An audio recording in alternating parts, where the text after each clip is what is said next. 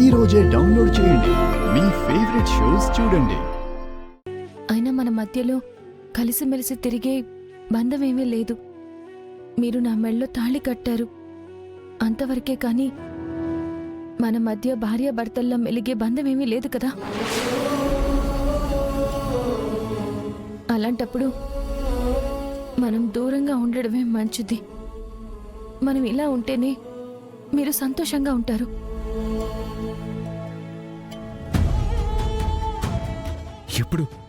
ఎప్పుడు నా సంతోషమేనా? నీకేం ఉండదా?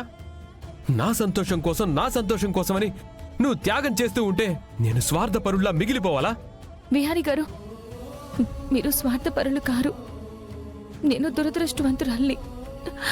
మీరు సంతోషంగా ఉంటే ఒక కుటుంబం మొత్తం సంతోషంగా ఉంటుంది.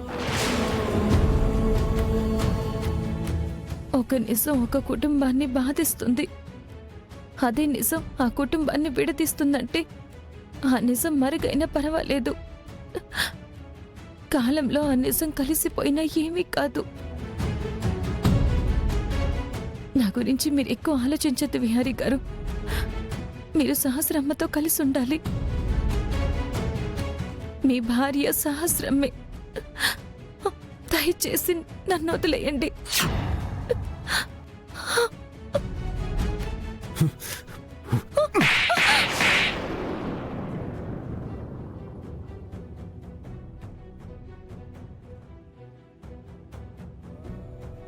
ఏంటి? వదిలేయాలా? నిన్ను వదిలేయాలా? ఎలా వదిలేస్తాను నేను? ఎందుకు వదిలేయలేరు? ఈ తాళి మీరు నా మెళ్ళో కట్టినట్టే సహస్రమ్మ మెళ్ళో కూడా కట్టారు. సహస్రమ్మ మెళ్ళో తాళితో, ఆ బంధంతో మీ కుటుంబం, మీ సంతోషాలు అన్నీ ఆధారపడున్నాయి. అదే నా మెళ్ళో తాళిలో మన మధ్య బంధం ఏమీ లేదు బిహారీ గారు. ఆ రోజు ఆ క్షణం అనుకోని పరిస్థితుల్లో నా మెళ్ళో తాళి కట్టారు. తర్వాత మనం ఎప్పుడు భార్యాభర్తల్లా లేవు. అలాంటప్పుడు మన మధ్య బంధం ఉండదు, ఇంకేమీ ఉండదు. ఏమీ లేదా? ఏమీ లేకపోతే నువ్వెందుకు నీ ప్రాణాలకి తెగించి నన్ను కాపాడుతున్నావు? నేనెందుకు నీకోసం బాధపడుతున్నాను? ఎందుకంటే మీకు నా మీద జాలి.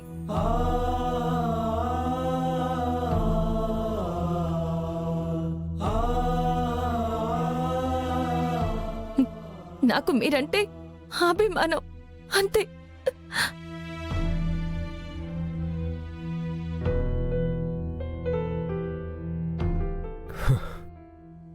జాలే? నువ్వంటే నాకు జాలే. ఇన్ని రోజులు నేను నీ మీద జాలి చూపించాను అనుకుంటున్నావా కనకం? నేను నీ కోసం చేసినవన్నీ నువ్వు జాలి కోసం చేశానని భావిస్తున్నావా?